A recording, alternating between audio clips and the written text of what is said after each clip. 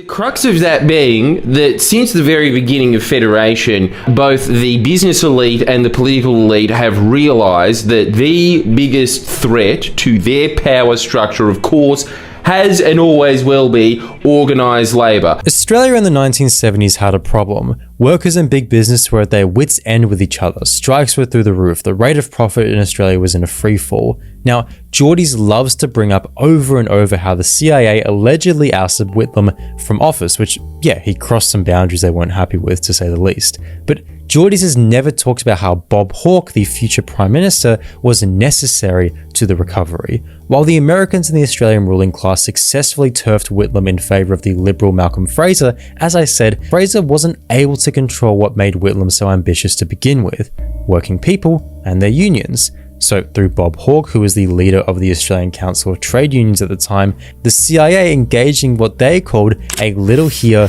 little there de-radicalizing approach. To quote US Ambassador Marshall Green, "It will be worth our while to try and make a real effort to develop a worthwhile program for Bob Hawke." Fraser couldn't get it done with the hammer, but Hawke could get it done by coaching the unions into agreement and sometimes coercing them into submission. He even informed on his own unions in the ACTU when they took strike action against US companies. To the CIA and our ruling class here in Australia, Hawke was their experienced chameleon.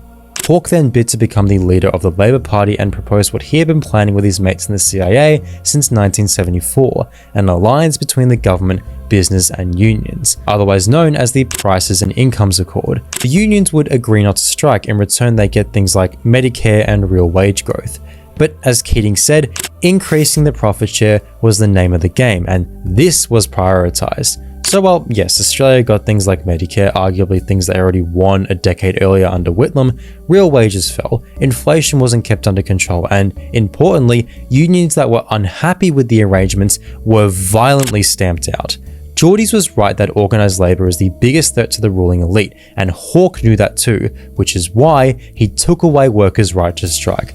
Organised labour challenging the ruling elite would ruin Hawke's deal and curtail the power and money of business. But wouldn't you know, business boomed, there was an investment boom, and then a property boom. The financial sector was deregulated, which all came crashing down in 1990 in the recession we had to have. Now, union membership had already been falling by this point, but the Accord taking away a fundamental right and way in which unions organise and Hawke crushing any opposition at best did nothing to reverse that decline and at worst outright fueled it.